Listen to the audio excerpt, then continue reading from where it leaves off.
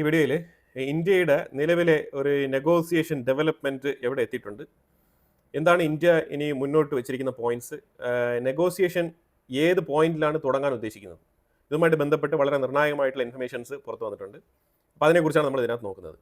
Negotiation പോയിന്റിൽ India 3 message വളരെ വ്യക്തമായിട്ട് കൺവേ ചെയ്തിട്ടുണ്ട് അമേരിക്കയ്ക്ക് ഇത് മനസ്സിലായിട്ടുണ്ടോ ഇല്ലയോ എന്നുള്ളത് നമുക്കറിയത്തില്ല. നമ്മൾ ഡയറക്റ്റ് ആയിട്ട് അമേരിക്കയെ പോയിന്റ് ഔട്ട് ചെയ്ത് ഒരു കാര്യങ്ങൾ തന്നെ പറഞ്ഞിട്ടില്ല. ഗവൺമെന്റിന്റെ സൈഡിൽ നിന്നും ഏറ്റവും കൂടുതൽ സൈലന്റ് ആണ് നമ്മൾ ഒരു ആയുധമായിട്ട് ഉപയോഗിച്ചത്. പക്ഷേ നമ്മൾ തുടരെ ഇങ്ങനെ സൈലന്റ് ആയിട്ട് തന്നെ ഇരിക്കുകയാണെന്നുണ്ടെങ്കിൽ അമേരിക്ക കരുതും നമ്മൾ പേടിച്ചിരിക്കുകയാണെന്നുള്ളത്. നമ്മൾ സൈലന്റ് ആയിട്ട് വെറുതെ ഇരുന്നില്ല. അതിന് പകരം നമ്മൾ SCO സബ്മിറ്റിൽ അതിനെ വളരെ ഉപകാരപ്രദമായിട്ട് നമുക്ക് വേണ്ടി നമ്മൾ ഉപയോഗിച്ചു. അതാണ് നമ്മൾ ചെയ്തത്. അതിലൂടെ നമ്മൾ അമേരിക്കയ്ക്ക് കൊടുത്തത് 3 മെസ്സേജാണ്. ഈ 3 മെസ്സേജിൽ ഒന്ന്, നമ്മൾ തുടരെ ഓഗസ്റ്റ് 15-ാം തീയതി മുതൽ നമ്മൾ അമേരിക്കയ്ക്ക് മറുപടി കൊടുത്തുകൊണ്ടിരിക്കുകയാണ് ഈ വിഷയത്തിൽ. അത് ഇൻഡയറക്റ്റ് മറുപടികളാണ്. ചില പോയിന്റുകൾ നമ്മൾ വളരെ വ്യക്തമായിട്ട് പറഞ്ഞിട്ടുണ്ട്. അതിലൊരു പോയിന്റാണ് ആദ്യമേ പറഞ്ഞു വെച്ചിരിക്കുന്നത്. ഇന്ത്യയുടെ നിലപാട് നമ്പർ 1, അഗ്രികൾച്ചർ, ഡയറി പ്രോഡക്റ്റ്, ഈ മേഖലകളിൽ ഒരു രീതിയിലുള്ള നെഗോസിയേഷൻസിനും ഈ മേഖലകളിൽ യാതൊരു വിട്ടുവീഴ്ചയ്ക്കും ഇന്ത്യ തയ്യാറല്ല. ഈ ഒരു മെസ്സേജ് വളരെ വ്യക്തമായിട്ട് ഇന്ത്യ കൺവേ ചെയ്തിട്ടുണ്ട്. രണ്ടാമത്തെ മെസ്സേജ് എന്ന് പറഞ്ഞാൽ ഇന്ത്യയുടെ ഫോറിൻ പോളിസിയിൽ നിങ്ങൾ ഇടപെടേണ്ട, അതാണ് രണ്ടാമത്തെ മെസ്സേജ്. ഇത് വെറുതെ ഉള്ള മെസ്സേജ് അല്ല. For example, India China relationship ആയിക്കോട്ടെ, ഇന്ത്യ റഷ്യ റിലേഷൻഷിപ്പ് ആയിക്കോട്ടെ, ഇതിലൊന്നും തന്നെ അമേരിക്ക ഇടപെടേണ്ട.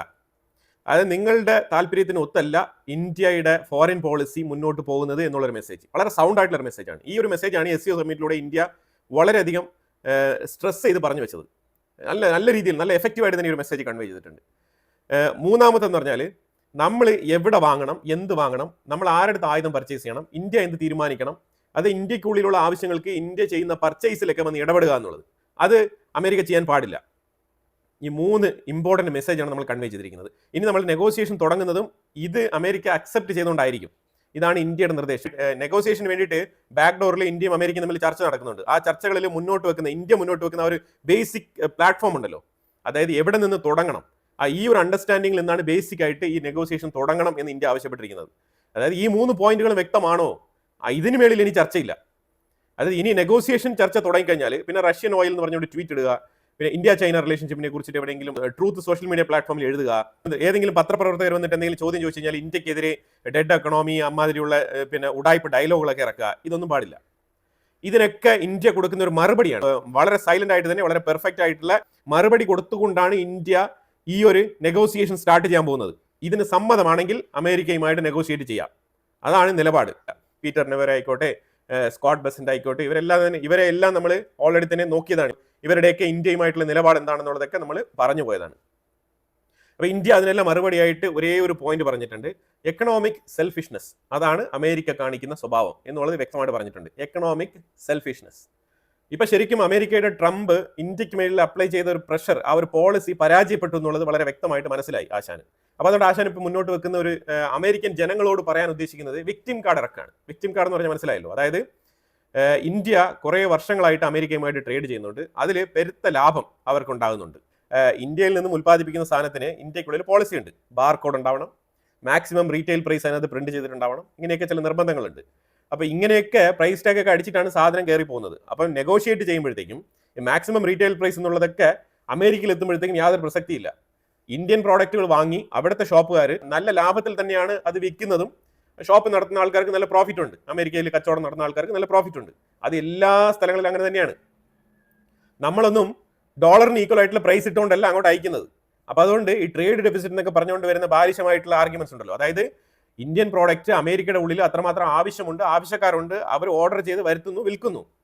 ഇന്ത്യക്കുള്ളിൽ നേരെ മറിച്ച് അമേരിക്കൻ പ്രോഡക്റ്റുകൾ എത്രമാത്രം ആവശ്യമുണ്ടോ, നമ്മൾ ഡോളർ ബേസ്ഡ് എക്കോണമി അല്ല, അപ്പോൾ അതുകൊണ്ട് നമുക്ക് ഡോളർ മൂല്യത്തിലുള്ള സാധനങ്ങൾ മേടിക്കാനുള്ള ഒരു പർച്ചേസിംഗ് കപ്പാസിറ്റി കുറവായിരിക്കും. അത് നമ്മൾ മനസ്സിലാക്കണം. അപ്പൊ അതുകൊണ്ട് താരതമ്യേന 88% കറൻസി വാല്യൂ മൂല്യം കുറഞ്ഞ രാജ്യത്തിനോട് ഡോളർ ബേസ്ഡ് എക്കോണമി പറയാണ്, ഞാൻ മേടിക്കുന്ന അത്രത്തോളം സാധനം തന്നെ എൻ്റെ അടുത്ത് മേടിക്കണം, ഇല്ലാന്നുണ്ടെങ്കിൽ അതിന് സമാനമായിട്ടുള്ള തുക ഇവിടെ ഈടാക്കും, എന്താണ് ഡ്യൂട്ടി ഈടാക്കും എന്നാണ് പറയുന്നത്. പക്ഷേ ഈ ഡ്യൂട്ടി നമ്മളല്ല പേ ചെയ്യേണ്ടത്, ഈ ഡ്യൂട്ടി അമേരിക്കൻ ജനങ്ങൾ പേ ചെയ്യും. ഇന്ത്യൻ പ്രോഡക്റ്റ് ആഗ്രഹമുള്ള അമേരിക്കൻ സിറ്റിസൺസ് അവർ പേ ചെയ്യും ഈ താരിഫ്. അതാണല്ലോ ശരിക്കും ഈ താരിഫ് എന്നുള്ള പേരിൽ അമേരിക്കൻ ജനങ്ങളെയാണ് ചൂഷണം ചെയ്തുകൊണ്ടിരിക്കുന്നത് ഡൊണാൾഡ് ട്രംപ്. ഒരു 3 മാസത്തേക്ക് ഇതേ രീതിയിലുള്ള താരിഫ് നയം തുടരുകയാണെന്നുണ്ടെങ്കിൽ അമേരിക്കയുടെ ഉള്ളിൽ ഒരുപാട് ഹേറ്റ്രഡ് ഉണ്ടാവാനുള്ള സാധ്യതയുണ്ട്. ഇറ്റ് മീൻസ് ട്രംപ് അഡ്മിനിസ്ട്രേഷനെതിരെ. അപ്പോൾ അമേരിക്ക എന്ന് പറഞ്ഞ ഒരു രാജ്യം ഏത് രീതിയിലാണ് പ്രഷർ ഇട്ടത്, അതിനെ വളരെ സ്ട്രോങ് ആയിട്ട് തന്നെയാണ് ഇന്ത്യ റിറ്റാലിയേറ്റ് ചെയ്തത്, ആ പ്രഷറിനെ തന്നെ. ഇപ്പൊ ട്രംപ് പൊതുവിൽ പറഞ്ഞു വെക്കുന്നത് ഇന്ത്യയും അമേരിക്കയും തമ്മിലുള്ള ഒരു ട്രേഡ് ഒരു ഫെയർ പോളിസി ആയിരിക്കണം എന്നാണ് പറഞ്ഞു വെക്കുന്നത്. ഈ ഫെയർ പോളിസിക്ക് വേണ്ടിയിട്ടാണല്ലോ നെഗോസിയേഷൻ സ്റ്റാർട്ട് ചെയ്യാൻ പറഞ്ഞത്. പിന്നെ അതിന്റെ ഇടയ്ക്ക് പേഴ്സണൽ ഗ്രഡ്ജ് ഒക്കെ കൊണ്ടുവന്നത് ട്രംപിന്റെ തെറ്റാണ്, അത് നമുക്കൊന്നും പറയാനില്ല അതിനകത്ത്. അപ്പൊ അങ്ങനെ അമേരിക്കൻ ജനങ്ങളുടെ ഇടയിൽ ഇന്ത്യയുടെ മുന്നിൽ ഒരു വിക്ടിം കാർഡ്, അതായത് ട്രംപ് അഡ്മിനിസ്ട്രേഷൻ അഥവാ അമേരിക്ക ഒരു വിക്ടിമാണ് ഇന്ത്യയുടെ മുന്നിൽ എന്ന് വരുത്തി തീർക്കുകയാണ്. എന്ത് ബാലിശമാണ് ഇതൊക്കെ മനസ്സിലാക്കി തരുന്നത് എന്താണ്? അമേരിക്കയുടെ വീക്ക്നെസ് ആണ് മനസ്സിലാക്കി തരുന്നത്. അവര് പണമില്ലാത്ത അവസ്ഥയിലേക്ക് തള്ളപ്പെടും എന്നുള്ളൊരു ഭീതി അവരിൽ പിടികൂടിയിട്ടുണ്ട്. ആ ഒരു പേടിയിൽ നിന്നാണ് ഈ രീതിയിലുള്ള താരിഫ് പോളിസികളൊക്കെ ഇംപ്ലിമെന്റ് ചെയ്ത്. താരിഫും ഒരു തരത്തിലുള്ള ടാക്സ് തന്നെയല്ലേ, ഒരു ചുങ്കം തന്നെ ടാക്സ്. ഈ ടാക്സ് അവരുടെ രാജ്യത്തിന്റെ ജനങ്ങളുടെ മേളിൽ തന്നെ അടിച്ചേൽപ്പിക്കുന്ന ടാക്സ്. അവർ സാധാരണ കൊടുക്കുന്ന ടാക്സിന് ഉപരിയായിട്ട് ചില പ്രത്യേക രാജ്യങ്ങളിൽ നിന്ന് ഇറക്കുന്ന പ്രോഡക്റ്റുകൾക്ക് ഈ താരിഫ് എന്നുള്ള ഇനത്തിൽ വരുന്ന ടാക്സും കൂടി അടയ്ക്കേണ്ട സാഹചര്യത്തിലേക്ക് അമേരിക്കൻ ജനതയെ തള്ളിവിട്ടിരിക്കുകയാണ്. ഇതാണ് ട്രംപ് ചെയ്തിരിക്കുന്ന സിമ്പിൾ പരിപാടി.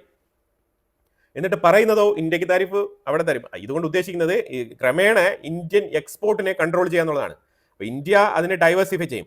ഇന്ത്യയുടെ ഡൈവേഴ്സിഫിക്കേഷനെ കുറിച്ച് ഒരു ചെറിയ എക്സാമ്പിൾ പറഞ്ഞു പോവാം. ഇന്ത്യയുടെ ഡൈവേഴ്സിഫിക്കേഷൻ ഒന്ന് നോക്കൂ. നമ്മൾ 70-80കളിലൊക്കെ നമ്മൾ ആഫ്റ്റർ ഇൻഡിപെൻഡൻസ് ശേഷം ഏറ്റവും കൂടുതൽ നമ്മൾ റഷ്യൻ ആയുധത്തിനെയാണ് ഡിപ്പെൻഡ് ചെയ്തിരുന്നത്. റഷ്യയിൽ നിന്നാണ് ഏറ്റവും കൂടുതൽ ആയുധങ്ങൾ ഇന്ത്യ ഇറക്കുമതി ചെയ്തിരുന്നത്. പക്ഷേ ഇന്ന് നമ്മൾ നോക്കൂ, നമ്മൾ ഡൈവേഴ്സിഫൈ ചെയ്തിട്ടുണ്ട്. അത് ഡൈവേഴ്സിഫൈ ചെയ്തുകൊണ്ട് എന്താണ് സംഭവിച്ചത്? നമ്മൾ ഏതാണ്ട് 85-90% റഷ്യൻ ഡിപ്പെൻഡൻസിയിലാണ് ഉണ്ടായിരുന്നത് ഈ ആയുധങ്ങൾക്ക് വേണ്ടിയിട്ട്. പക്ഷെ അതേസമയം ഇപ്പം നിങ്ങൾ നോക്കൂ, ഒരു 5 വർഷത്തിന് മുമ്പ് നമ്മൾ അത് 90-ൽ നിന്നും 60% ആയിട്ട് കുറച്ചു. ഇപ്പം നിലവിൽ റഷ്യയുടെ ആ ഒരു ആയുധങ്ങളുടെ ഒരു പാർട്ടിസിപ്പേഷൻ ഇന്ത്യക്കുള്ളിൽ എന്ന് പറഞ്ഞാൽ 36-37% ആണ്. നിലവിൽ ഏറ്റവും പഴയ മിഗ് ഫൈറ്റർ ജെറ്റുകളുടെ സ്ക്വാഡ്രനൊക്കെ നമ്മൾ പണി നിർത്തിയിരിക്കുകയാണ്. അപ്പോൾ അതുകൊണ്ട് റഷ്യയുടെ ഇൻവോൾവ്മെന്റ് ഏറ്റവും കുറഞ്ഞൊരു അവസ്ഥയിലാണ് ഇപ്പം നിൽക്കുന്നത്, 36-37%. ഇപ്പം നമ്മൾ സുഖോയ് 57 എന്ന് പറഞ്ഞ ആ ഒരു 5th ജനറേഷൻ സ്റ്റെൽത്ത് ഫൈറ്റർ ജെറ്റുമായിട്ടുള്ള പ്രോജക്റ്റുകളൊക്കെ ഇന്ത്യക്കുള്ളിൽ കൊണ്ടുവന്നു കഴിഞ്ഞാൽ വീണ്ടും റഷ്യയുടെ പാർട്ടിസിപ്പേഷൻസ് ഉയർന്നു വരാനുള്ള സാധ്യതയുണ്ട്. രണ്ടാമത് ഇന്ത്യ ഡൈവേഴ്സിഫൈ ചെയ്തു പർച്ചേസ്. റഫേൽ പോലത്തെ ഫൈറ്റർ ജെറ്റുകൾ നമ്മൾ ഫ്രാൻസിന്റെ അടുത്താണ് മേടിച്ചിരിക്കുന്നത്. അതുപോലെ തന്നെ ഇസ്രായേലുമായിട്ട് നമുക്ക് ഒരുപാട് പാർട്ട്ണർഷിപ്പും ടൈപ്പും ഉണ്ട്. അതുപോലെ അമേരിക്കയിൽ നിന്നും നമ്മൾ കുറേ സാധനങ്ങളൊക്കെ മേടിച്ചിട്ടുണ്ട്. അപ്പോൾ ഇങ്ങനെ നമ്മൾ ഡൈവേഴ്സിഫൈ ചെയ്തിട്ട് റഷ്യ ഇപ്പോൾ ഏതാണ്ട് 36-37% മാത്രമാണ് ഇന്ത്യക്കുള്ളിൽ കോൺട്രിബ്യൂട്ട് ചെയ്തിരിക്കുന്നത്. അതാണ് നമ്മൾ മനസ്സിലാക്കേണ്ടത്. അല്ലാതെ അമേരിക്ക പറയുന്ന പോലെ ഏറ്റവും കൂടുതൽ ആയുധങ്ങൾ നമ്മൾ റഷ്യയുടെ സൈഡിൽ മേടിച്ചു. ഇതൊക്കെ വാർത്താ മാധ്യമങ്ങളിൽ ചില ശ്രദ്ധ പിടിച്ചു പറ്റാൻ വേണ്ടിയിട്ട് ഇന്ത്യയെ ഒരു സൈഡ് ലൈൻ ചെയ്യാൻ വേണ്ടിയിട്ട് മാധ്യമങ്ങളുടെ മുന്നിൽ പറഞ്ഞു വെക്കുന്ന ചില കുക്ഡ് അപ്പ് ടാഗ് ലൈൻസ് മാത്രമാണ്. അതിലുപരിയായിട്ട് അതിനകത്ത് യാതൊന്നും തന്നെ കാണാനില്ല. ഡീറ്റെയിൽ ആയിട്ട് അനലൈസ് ചെയ്ത് നോക്കിക്കഴിഞ്ഞാൽ നിങ്ങൾക്ക് മനസ്സിലാക്കാൻ പറ്റും, വെറും 37% മാത്രമാണ് നമ്മളിപ്പം റഷ്യയെ ഡിപ്പെൻഡ് ചെയ്ത് നിൽക്കുന്നത്. അതുപോലെ നമ്മൾ എനർജി ഡൈവേഴ്സിഫിക്കേഷൻ അത് നമ്മൾ ചെയ്തിട്ടുണ്ട്. ഇതിന് പ്രധാനപ്പെട്ട കാരണം എന്താണ്? മിഡിൽ ഈസ്റ്റിൽ നമ്മൾ കണ്ടുവരുന്ന ഒരു അൺസർട്ടനിറ്റി. മിഡിൽ ഈസ്റ്റിൽ ഇപ്പം റെഡ് സീയുടെ ഭാഗത്തൊക്കെ എത്രമാത്രം പ്രശ്നങ്ങളാണ്. ഇന്ത്യ എന്ന് പറയുമ്പോഴത്തേക്കും ഇത്രമാത്രം പോപ്പുലേറ്റഡ് ആയിട്ടുള്ള രാജ്യമല്ലേ, നമ്മളുടെ എക്കോണമി തന്നെ തകർന്നു പോകും നമുക്ക് എനർജി ഇല്ലാന്നുണ്ടെങ്കിൽ. പല മേഖലകളിലും എനർജി ഡൈവേഴ്സിഫൈ ചെയ്യുന്നതിന്റെ പ്രധാനപ്പെട്ട ലക്ഷ്യം തന്നെ ഇതാണ്. ഇപ്പൊ റഷ്യ എടുത്ത് നമ്മൾ മേടിക്കുന്നു, അമേരിക്ക പറയരുത്, ഇതേ അമേരിക്ക തന്നെയാണ് പ്രോത്സാഹിപ്പിച്ചത്, നിങ്ങൾ എണ്ണ മേടിച്ചോ ഇല്ലെങ്കിൽ എണ്ണയുടെ വില ഉയരും എന്ന് അമേരിക്ക തന്നെയാണ് G7 വെച്ചിട്ട് ഇന്ത്യക്ക് ഉപദേശം നൽകിയത്. മിഡിൽ ഈസ്റ്റിൽ നിന്നും യൂറോപ്യൻ മേഖലയ്ക്ക് എണ്ണ സപ്ലൈ കൂടുതൽ കൊടുക്കാൻ വേണ്ടിയിട്ട് അവർ അന്ന് ഈ രീതിയിലുള്ള തീരുമാനമാണ് എടുത്തിരുന്നത്. ഇന്ന് അമേരിക്കൻ ഭരണകൂടം മാറി എന്ന് പറഞ്ഞിട്ട് ഇന്ത്യയുടെ തലയിൽ കൊണ്ട് ഇത് വെക്കേണ്ട ആവശ്യമില്ല. നമ്മൾ നൈജീരിയയുമായിട്ട് എണ്ണ മേടിക്കുന്നുണ്ട്, ഇനി വേണ്ടി വന്നാൽ നമ്മൾ വെനിസുലയിൽ നിന്ന് വരെ എണ്ണ ഇറക്കും. ഇപ്പം നമ്മൾ അമേരിക്ക പറയുന്നതിന് ഓക്കെ പറഞ്ഞു കഴിഞ്ഞാൽ പിന്നെ ഇവർ പറയുന്ന സ്ഥലത്ത് നിന്ന് മാത്രം നമ്മൾ എണ്ണ ഇറക്കേണ്ട ഒരു സാഹചര്യത്തിലേക്ക് എത്തിപ്പെടും. അതാണ് നമ്മൾ മനസ്സിലാക്കേണ്ടത്. നമ്മളുടെ എനർജി സെക്യൂർ ചെയ്യുക എന്നുള്ളത് നമ്മളുടെ ആവശ്യമാണ്, അത് നമ്മൾ തീരുമാനിക്കും, അത് അമേരിക്കയല്ല തീരുമാനിക്കേണ്ടത്. അപ്പോൾ അതുകൊണ്ടാണ് മിഡിൽ ഈസ്റ്റ് മേഖലയിൽ എന്തെങ്കിലും പ്രശ്നങ്ങളോ അൺസർട്ടനിറ്റിയോ വന്നാൽ പോലും നമുക്ക് മറ്റു പല മേഖലകൾ ആഫ്രിക്കൻ റീജിയനിലായിക്കോട്ടെ അതേപോലെ തന്നെ നമ്മൾ റഷ്യൻ സൈഡിൽ നിന്നൊക്കെ നമ്മൾ എണ്ണ സ്മൂത്ത് ആയിട്ട് ഇന്ത്യക്കുള്ളിൽ കൊണ്ടുവരും. അത് തന്നെയാണ് നമ്മൾ ഉദ്ദേശിക്കുന്നത്. പിന്നെ ഇവരുടെ ഒരു പ്രശ്നം എന്ന് പറഞ്ഞാൽ ഏറ്റവും വലിയൊരു ലാർജ് ഓയിൽ റിഫൈനറി പ്ലാന്റ് ആണ് ഇന്ത്യയിലുള്ള റിലയൻസ് പ്ലാന്റ് എന്നുള്ളത്. അപ്പോൾ അതിനെ ഇവർ ടാർഗറ്റ് ചെയ്യുന്നു എന്ന് വരെ നമുക്ക് ഡൗട്ടുണ്ട്. കാരണം ഇന്ത്യ ഓയിൽ റിഫൈൻ ചെയ്ത് അമേരിക്കയെ പോലെ ഒരു ഓയിൽ എക്സ്പോർട്ടർ ആവാൻ പാടില്ല എന്ന് അമേരിക്ക ചിന്തിക്കുന്നുണ്ടാവാം. Why not? ഇങ്ങനത്തെ ചിന്തകളൊക്കെ ഉണ്ട് അവർക്ക്. ഇനിയൊരു വിഷയം പറയാൻ പോകുന്നത്, ഇന്ത്യ ഇന്നലെ സെമി കണ്ടക്ടർ മേഖലയിൽ ഒരു ഇനോഗ്രേഷൻ അഥവാ ഒരു ലോഞ്ചിങ് ചെയ്ത് വരുന്ന 1.5 വർഷം കൊണ്ട് ഇപ്പം നിങ്ങൾ നോക്കൂ, ഇപ്പം ഇന്ത്യയിൽ പഠിച്ചിറങ്ങുന്ന 25% എഞ്ചിനീയേഴ്സ്, സോഫ്റ്റ്വെയർ എഞ്ചിനീയേഴ്സ്, അവർ ഇന്ത്യക്കുള്ളിൽ തന്നെ ഈ സെമി കണ്ടക്ടർ മേഖലയിൽ പണിയെടുക്കാൻ പ്രാപ്തരായിട്ട് ഇന്ത്യക്കുള്ളിൽ തന്നെ ഉണ്ട്. വരുന്ന 1.5 വർഷം കൊണ്ട് ഇന്ത്യക്കുള്ളിൽ വിവിധ തരത്തിലുള്ള സെമി കണ്ടക്ടർ പ്ലാന്റുകൾ ഇവിടെ ഫംഗ്ഷനിങ് ആവും. ഇതാണ് മനസ്സിലാക്കേണ്ടത്. അതിൽ ഇന്ത്യ വളരെയധികം എഫേർട്ട് ഇട്ട് തന്നെയാണ് മുന്നോട്ട് കൊണ്ടുപോകുന്നത്. പല രാജ്യങ്ങളുമായിട്ട് ടൈപ്പ് ചെയ്യുന്നുണ്ട്. സിംഗപ്പൂരിനെ ഇതിനകത്ത് ഉൾപ്പെടുത്തുന്നുണ്ട്, ജപ്പാനുമായിട്ട് ടൈപ്പ് ചെയ്ത് ടാറ്റ കമ്പനിയുമായിട്ട് ചേർന്നിട്ട് അവരൊരു സൈഡിൽ ഇതിന്റെ പ്ലാന്റുമായിട്ട് മുന്നോട്ട് പോകുന്നുണ്ട്. അതുപോലെ തന്നെ തായ്വാനുമായിട്ട് നമ്മൾ ടൈപ്പ് ചെയ്ത് സെമി കണ്ടക്ടർ മേഖലയിൽ പ്ലാന്റുമായിട്ട് മുന്നോട്ട് പോകുന്നുണ്ട്. അപ്പോൾ സെമി കണ്ടക്ടർ മേഖലയിൽ ഒരു 1.5 വർഷത്തിനുള്ളിൽ ഒരു ഹ്യൂജ് ഇമ്പാക്ട്, ഒരു ഹ്യൂജ് കോൺട്രിബ്യൂഷൻ വേൾഡ് വൈഡ് ഉണ്ടാക്കാൻ തന്നെ ഇന്ത്യ ശ്രമിക്കുന്നുണ്ട്. അപ്പോൾ ഇതെന്താണെന്ന് പറഞ്ഞാൽ ഇപ്പം നിലവിൽ ഈ രീതിയിലുള്ള പ്രഷറാണ് അമേരിക്കയുടെ സൈഡിൽ നിന്ന് വരുന്നത്. പക്ഷേ ഈ സെമി കണ്ടക്ടർ മേഖല ഒരു 1.5 വർഷത്തിനുള്ളിൽ ഇന്ത്യക്കുള്ളിൽ ഫ്ലറിഷായി വന്നു കഴിഞ്ഞാൽ അമേരിക്ക തരാൻ പോകുന്ന പ്രഷർ ഇതായിരിക്കില്ല. അത് നിങ്ങൾ മനസ്സിലാക്കിക്കോണം. ഇതെല്ലാം മുൻകൂട്ടി കണ്ടാണ് ഇതിനെ ഈ മുളയിൽ തന്നെ നുള്ളുന്നത്. ഇതിപ്പം നുള്ളിയില്ല എന്നുണ്ടെങ്കിൽ പിന്നെ നമുക്കിത് കളയാൻ പറ്റില്ല. ഇത് വലിയ മരമായിട്ട് വളരും. അതുകൊണ്ടാണ് ഇന്ത്യ ഈ ഒരു എഫക്റ്റീവ് ആയിട്ടുള്ള ഡിസിഷൻ എടുത്തുകൊണ്ടിരിക്കുന്നത്. കാരണം ഇന്ത്യക്ക് ഒരുപാട് മുന്നോട്ട് സഞ്ചരിക്കാനുണ്ട്. ആ സഞ്ചാരപാതയിൽ അമേരിക്ക ഒരു തടസ്സമായിട്ട് വന്ന് നിൽക്കും എന്നുള്ളത് 100% ഉറപ്പുള്ള കാര്യമാണ്. അപ്പൊ അതുകൊണ്ട് ഇന്ത്യ മസ്റ്റ് റെസ്പോണ്ട് സ്ട്രോങ്ലി. ആ റെസ്പോണ്ട് തന്നെയാണ് ചെയ്തുകൊണ്ടിരിക്കുന്നത്. അതിൽ കവിഞ്ഞുള്ള നെഗോസിയേഷനും ട്രേഡും കാര്യങ്ങളൊക്കെ മതി. അമേരിക്ക മാത്രമല്ല ഇവിടുത്തെ മാർക്കറ്റ്. അപ്പൊ ഇന്ത്യ ഇൻഡിപെൻഡന്റ് എക്കണോമിക് പ്ലാൻ ആണ് വെച്ചിരിക്കുന്നത്. അത് ആർക്കും തന്നെ അടിയറവ് വയ്ക്കാൻ കഴിയില്ല. ഇന്ത്യ GST റിഫോർമേഷൻ നടത്തുന്നുണ്ട്. അപ്പൊ അതായത് കുറച്ച് സാധാരണക്കാർക്കൊക്കെ GSTയിൽ ഒരു വലിയ ഇളവ് കിട്ടും. അത് ഉറപ്പായിട്ടുള്ള കാര്യമാണ്. ആ രീതിയിലാണ് റിഫോർമേഷൻ നടന്നുകൊണ്ടിരിക്കുന്നത്. ഡൊമസ്റ്റിക് പർച്ചേസ് പവർ വർദ്ധിപ്പിക്കുക എന്നുള്ളതാണ് അതിന്റെ ലക്ഷ്യം. ആൾട്ടർനേറ്റീവായിട്ട് 40 രാജ്യങ്ങളുമായിട്ട് യുദ്ധകാല അടിസ്ഥാനത്തിലാണ് ട്രേഡ് നെഗോസിയേഷൻ നടത്തിക്കൊണ്ടിരിക്കുന്നത്. 40 രാജ്യങ്ങളുമായിട്ട് യുദ്ധകാല അടിസ്ഥാനത്തിൽ. കാരണം അത്ര എഫക്റ്റീവായിട്ട് നമുക്ക് ട്രേഡ് മുന്നോട്ട് കൊണ്ടുപോകേണ്ടതുണ്ട്. അതിനു വേണ്ടിയിട്ട് തന്നെയാണ് നമ്മൾ വളരെ എഫക്റ്റീവ് ആയിട്ടുള്ള മാനറിൽ നെഗോസിയേഷൻ മുന്നോട്ട് കൊണ്ടുപോയിക്കൊണ്ടിരിക്കുന്നത്. വെസ്റ്റേൺ മീഡിയ 2 നരേറ്റീവാണ് സൃഷ്ടിച്ചത്. അതായത് അവർ ആദ്യം വിചാരിച്ചിരുന്നത് ഇന്ത്യ ചൈനയുമായിട്ട് അങ്ങനെ ഒത്തുചേർന്ന് പോവില്ല, ഈ SCO സമ്മിറ്റിനുള്ള പോക്ക് ഒരുപക്ഷെ പ്രൈം മിനിസ്റ്റർ മോദി ക്യാൻസൽ ചെയ്തേക്കാം എന്നൊക്കെ വിചാരിച്ചിരുന്നു. അങ്ങനെ വെസ്റ്റേൺ മീഡിയ മൊത്തം നറേറ്റീവും SCO സമ്മിറ്റിന് മുമ്പായിട്ട് വെസ്റ്റേൺ മീഡിയ നറേറ്റീവ്സ് എല്ലാം തന്നെ ഗാൽവാൻ വാലിയെ ചൊല്ലിയുള്ള വലിയ വലിയ ഫോട്ടോസും വീഡിയോസും ഒക്കെ ആയിരുന്നു.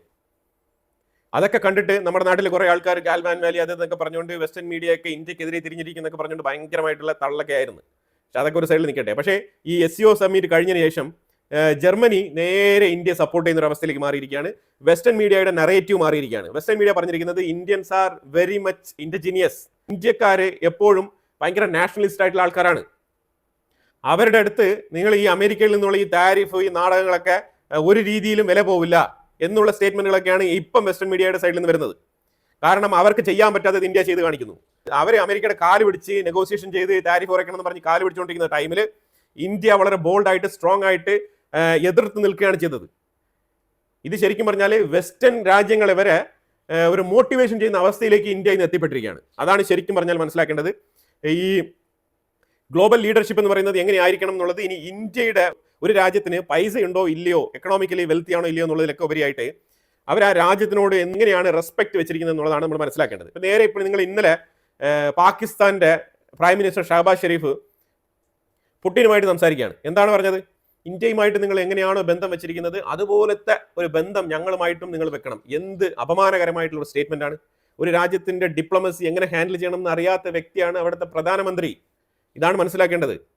ഒരു രാജ്യം മറ്റൊരു രാജ്യവുമായിട്ട് സംസാരിക്കും ഒരു മൂന്നാമതൊരു രാജ്യത്തിന്റെ പേരെടുത്ത് അവിടെ പറയേണ്ട യാതൊരു ആവശ്യമില്ല.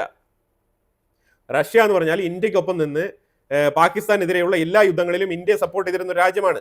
ആ രാജ്യത്തിൻ്റെ അടുത്ത് പോയി പറയുകയാണ് ഇന്ത്യയുമായിട്ട് എങ്ങനെയാണോ നിങ്ങൾ സഹകരിച്ചിരുന്നത്, ഇന്ത്യയുമായിട്ട് എങ്ങനെയാണോ നിങ്ങൾ റിലേഷൻഷിപ്പ് വെച്ചിരിക്കുന്നത് അതുപോലെ ഒരു റിലേഷൻഷിപ്പ് ഞങ്ങൾക്ക് വേണമെന്ന് പറയാണ്. ഇതാണ് ഞാൻ പറഞ്ഞത്. അത്രത്തോളം മെച്യൂരിറ്റിയാണ് ഉള്ളത്. ഈ രീതിയിലാണ് ഇവരുടെ മറ്റുള്ള രാജ്യങ്ങളുമായിട്ടുള്ള ഇടപെടലുകൾ. ഇതൊക്കെ തന്നെ വളരെ ബാലിശമായിട്ടുള്ള കാര്യങ്ങളാണ്. പാകിസ്ഥാന് തന്നെ നാണക്കേടാണ് ഈ പാകിസ്ഥാന്റെ പ്രധാനമന്ത്രി. അതിലുപരിയായിട്ട് അവിടെ അസീം മുനീർ ഉണ്ടായിരുന്നു. ഇവരൊക്കെ തന്നെ 2ാമത്തെ ദിവസം അവിടെ എക്സ്റ്റെൻഡ് ചെയ്ത് ചില രഹസ്യ മീറ്റിങ്ങുകളൊക്കെ നടത്തി എന്നുള്ള വാർത്തകളൊക്കെ വരുന്നുണ്ട്. പക്ഷെ അതിലൊന്നും കാര്യമില്ല. ഇനി ഞാനൊരു കാര്യം പറയുന്നത് വെച്ചാൽ വളരെ ഇമ്പോർട്ടൻ്റ് ആയിട്ടുള്ള കാര്യമാണ്. സീപെക് കോറിഡോർ വരെ ചൈന ക്ലോസ് ചെയ്യാനുള്ള സാധ്യതയുണ്ട് ഇൻ കേസ് ഇന്ത്യയും ചൈനയുമായിട്ടുള്ള ബന്ധം നല്ല രീതിയിൽ മുന്നോട്ട് പോയി കഴിഞ്ഞാൽ. കാരണം സീപെക് കോറിഡോറിൽ എക്സ്പോർട്ടിങ്ങിന് വലിയ രീതിയിലുള്ള വെല്ലുവിളിയാണ് ചൈന നേരിടുന്നത്. ഇന്ത്യ ഇത് SCO സബ്മിറ്റിൽ വളരെ വ്യക്തമായിട്ട് പറഞ്ഞിട്ടുണ്ട്. അതായത് POK ഭാഗത്ത് ചില ട്രേഡ് കോറിഡോറുകൾ അത് ഇന്ത്യയുടെ ലാൻഡിൽ ഇന്ത്യയുടെ പെർമിഷൻ ഇല്ലാണ്ട് ചില വ്യാപാര പാതകൾ എന്നുള്ള രീതിയിലുള്ള സൂചന കൊടുത്തിട്ടുണ്ട്. വ്യാപാര പാതകൾ എപ്പോഴും INSTC പോലെ ആയിരിക്കണം എന്നാണ് ഇന്ത്യ സൂചിപ്പിച്ചത്. അതായത് ഇന്റർനാഷണൽ നോർത്ത് സൗത്ത് കോറിഡോർ എന്ന് പറഞ്ഞിട്ട് അത് ആർക്കും തന്നെ ഒരു രീതിയിലുള്ള ടെറിട്ടോറിയൽ ഇന്റഗ്രിറ്റിയെയും അപമാനിക്കാത്ത തരത്തിലാണ് ഈ INSTC റൂട്ട് പോകുന്നത് എന്നാണ് ഇന്ത്യ എടുത്തു പറഞ്ഞത്. ഇത് ചൈനയ്ക്ക് ഇട്ട് കൊടുത്ത ഒരു ഇൻഡയറക്റ്റ് താങ്ങാണ്. കാരണം ചൈനയാണ് ഇന്ത്യക്ക് അവകാശപ്പെട്ട POK ഭാഗത്തൂടെ റോഡ് നിർമ്മിച്ചിരിക്കുന്നത് ചൈനയാണ്. ചൈനയ്ക്ക് വേണമെങ്കിൽ ചൈന ഇന്ത്യയുമായിട്ട് ഈ ഒരു ബൈലേറ്ററൽ ട്രേഡ് ഒക്കെ നല്ല രീതിയിൽ വന്നു കഴിഞ്ഞാൽ ചൈനയ്ക്ക് വേണമെങ്കിൽ ഇന്ത്യക്കുള്ളിലൂടെ അവരുടെ സാധനങ്ങൾ ഇന്ത്യൻ ഓഷനിൽ എത്തിച്ച് അവർക്ക് വളരെ ഈസി ആയിട്ട് തന്നെ ട്രേഡ് ചെയ്യാനുള്ള സാഹചര്യം ഇന്ത്യ ഒരുക്കി കൊടുക്കും. പക്ഷെ അത് മ്യൂച്വലി ബെനിഫിഷ്യൽ ആയിരിക്കണം. ഇന്ത്യക്കും ചൈനയ്ക്കും ഒരുപോലെ ബെനിഫിഷ്യൽ ആയിരിക്കണം. ഇതൊക്കെ ഫ്യൂച്ചറിൽ ചൈന പ്ലാൻ ചെയ്യുന്നുണ്ട്. അത് ഞാൻ ഇപ്പോഴേ പറഞ്ഞു വെക്കാം. അപ്പോൾ ചൈന ശരിക്കും പറഞ്ഞാൽ ഇന്ത്യയും ചൈനയുമായിട്ട് ഒരുപാട് പ്രശ്നങ്ങളുണ്ട്, ബോർഡർ ഇഷ്യൂ ഉണ്ട്, വേറെ വിവിധ തരത്തിലുള്ള പല രീതിയിലുള്ള പ്രശ്നങ്ങളുണ്ട്. അതൊക്കെ മാറ്റി വെച്ചുകൊണ്ട് ട്രേഡ് എന്നുള്ളൊരു വിഷയത്തിൽ മാത്രം ഫോക്കസ് ചെയ്താണ് ഇപ്പം രണ്ട് രാജ്യങ്ങൾ ഈ ഒരു കാലഘട്ടത്തിന്റെ അത്യാവശ്യമായിട്ട് മാറിയിരിക്കുന്നു എന്നുള്ളത് രണ്ട് രാജ്യങ്ങളും ഫീൽ ചെയ്തിരിക്കുകയാണ്. അത് ഫീൽ ചെയ്യുന്നതിന്റെ ഭാഗമായിട്ടാണ് ഈ ഒരു ഷാങ്ഹായ് കോർപ്പറേഷൻ മീറ്റിംഗ് ഈ രീതിയിൽ വളരെ ഉഷാറായിട്ട് തന്നെ നടത്തിയത്. ചൈനയ്ക്ക് ഒരുപാട് താല്പര്യങ്ങളുണ്ട് ഇന്ത്യക്കുള്ളിൽ. അതിനെക്കുറിച്ച് ഗ്ലോബൽ ടൈംസ് ഒക്കെ വളരെ വിശദമായിട്ട് വാർത്തകളൊക്കെ ഇറക്കിയിട്ടുണ്ട്. 1.5 വർഷം കഴിഞ്ഞ് ഇന്ത്യക്കുള്ളിൽ semiconductor manufacturing industry boost ചെയ്യപ്പെടുന്നതോടുകൂടി ഇന്ത്യക്കുള്ളിൽ ഒരുപാട് ജോലി സാധ്യതകൾ വരുന്ന 1.5 വർഷത്തിനകത്ത് ബൂമാകും. അത് ഉറപ്പായിട്ടുള്ള കാര്യമാണ്. നിങ്ങൾ ഓർത്ത് വെച്ചോ. ഇന്ത്യൻസ് എന്ന് പറയുന്നത് ഒരുപാട് നാഷണലിസ്റ്റ് ചിന്താഗതിയുള്ള ആൾക്കാരാണ്. ഇന്ത്യൻ സൊസൈറ്റി പാട്രിയോട്ടിക് സൊസൈറ്റിയാണ്. അതുകൊണ്ട് ഈ കൊളോണിയൽ മൈൻഡ് സെറ്റ് കാണിക്കുന്ന സ്വഭാവം അമേരിക്ക ഒഴിവാക്കണം. എന്നിട്ട് താരിഫുമായിട്ട് ബന്ധപ്പെട്ട് എന്തെങ്കിലുമൊക്കെ അഭിപ്രായ വ്യത്യാസങ്ങൾ ഉണ്ടെങ്കിൽ അതുമായിട്ട് സ്പെസിഫിക് ആയിട്ടുള്ള ചർച്ചകൾക്ക് തുടക്കം കുറിക്കണം. അതിലുപരിയായിട്ട് അമേരിക്കയെ പോലത്തെ ഒരു dollar based economy victim card കളിച്ചുകൊണ്ടിരിക്കുന്ന ഒരു അവസ്ഥ എന്ന് പറഞ്ഞാൽ അത് വളരെ അപമാനകരമാണെന്നാണ് പല മാധ്യമങ്ങളും ഇപ്പോൾ റിപ്പോർട്ട് ചെയ്ത് തുടങ്ങിയിരിക്കുന്നത്. UK കടുത്ത സാമ്പത്തിക പ്രതിസന്ധിയിലേക്ക് നീങ്ങാണ്. ഇതൊക്കെ വളരെ വളരെ ഇമ്പോർട്ടൻ്റ് ആയിട്ടുള്ള വാർത്തകളാണ്. UK തന്നെ പറയുന്നുണ്ട്, UK ഇന്ത്യയെക്കുറിച്ച് പറയുന്നുണ്ട്, ഇന്ത്യയെ പോലത്തെ ഒരു രാജ്യത്തിനെ മാറ്റി നിർത്തിക്കൊണ്ട് ഒരു ഗ്ലോബൽ ഡെവലപ്മെന്റ് സാധ്യമല്ല എന്നാണ് പറഞ്ഞു വെക്കുന്നത്. കാരണം ഇന്ത്യയുടെ മാർക്കറ്റിന് അത്രമാത്രം ആൾക്കാർ ഈ ഒരു വളർന്നുകൊണ്ടിരിക്കുന്ന സാഹചര്യത്തിൽ 7.8% ഗ്രോത്ത് റേറ്റ് രേഖപ്പെടുത്തിയ വേറൊരു എക്കോണമി ഇല്ല ലോകത്ത്. അത് മനസ്സിലാക്കണം. 8% എന്നൊക്കെ പറഞ്ഞു കഴിഞ്ഞാൽ ചില്ലറ കാര്യമാണോ? അപ്പോൾ അത്രമാത്രം പോസിബിലിറ്റീസ് ഉള്ള ഒരു രാജ്യമാണ് ഇന്ത്യ. അവിടേക്ക് ഒരു സാമ്പത്തിക ഉപരോധം എന്നുള്ള രീതിയിൽ 50% താരിഫ് ഒക്കെ ഏർപ്പെടുത്തി കഴിഞ്ഞാൽ ഏത് രാജ്യമാണോ താരിഫ് ഏർപ്പെടുത്തുന്നത് അവർക്കാണ് നഷ്ടം. നേരെ മറിച്ച് ഇന്ത്യക്കില്ല എന്നാണ് പറഞ്ഞു വെക്കുന്നത്. അപ്പോൾ എന്തായാലും ഇപ്പൊ നിലവിൽ ഇതാണ് ഇന്ത്യ ശരിക്കും നെഗോസിയേഷൻ ടേബിളിലാണ്. ഈ നെഗോസിയേഷൻ ടേബിളിൽ 3 കണ്ടീഷൻസ്, ഞാൻ പറഞ്ഞ 3 പോയിന്റ് വളരെ വ്യക്തമാണ്. ഒന്ന്, റഷ്യയുമായിട്ടുള്ള ബന്ധം, ചൈനയുമായിട്ടുള്ള ബന്ധം തീരുമാനിക്കുന്നത് അമേരിക്കയല്ല, അത് ഇന്ത്യയാണ്. ഇന്ത്യയുടെ ഫോറിൻ പോളിസി ഇന്ത്യ തീരുമാനിക്കും, അമേരിക്കയല്ല. പിന്നെ ഇന്ത്യ എവിടെ നിന്ന് എണ്ണ വാങ്ങണം, ഇന്ത്യ എവിടെ നിന്ന് ആയുധം വാങ്ങണം എന്ന് തീരുമാനിക്കുന്നത് ഇന്ത്യയാണ്. അതും അമേരിക്കയുടെ ചൊൽപ്പടിക്ക് നിൽക്കാൻ കഴിയില്ല. മൂന്നാമത്തെ പോയിന്റ് എന്ന് പറഞ്ഞു കഴിഞ്ഞാൽ ഈ നെഗോസിയേഷനിൽ അഗ്രികൾച്ചറും ഡയറി പ്രോഡക്റ്റും ഇതുമായിട്ട് ബന്ധപ്പെട്ട നെഗോസിയേഷൻസ് നടക്കില്ല. ഈ 3 സംഭവങ്ങൾ മാറ്റി നിർത്തിക്കൊണ്ടുള്ള നെഗോസിയേഷന് ഇന്ത്യ ഓക്കെ ആണെന്നാണ് പറഞ്ഞിരിക്കുന്നത്. ഇതാണ് ഇന്ത്യ ഓപ്പൺ ചെയ്ത് വെച്ചിരിക്കുന്ന വിൻഡോ. അവർക്ക് വേണമെങ്കിൽ എടുക്കാം, ഇല്ലെങ്കിൽ തള്ളാം. ഇന്ത്യക്ക് രണ്ടും ഓക്കെയാണ്. അപ്പോൾ ഇതിനെക്കുറിച്ചുള്ള അഭിപ്രായങ്ങൾ കമന്റ് ബോക്സിൽ രേഖപ്പെടുത്തുക. കൂടുതൽ വാർത്തകളുമായിട്ട് അടുത്ത വീഡിയോയിൽ വരാം. Thank you so much.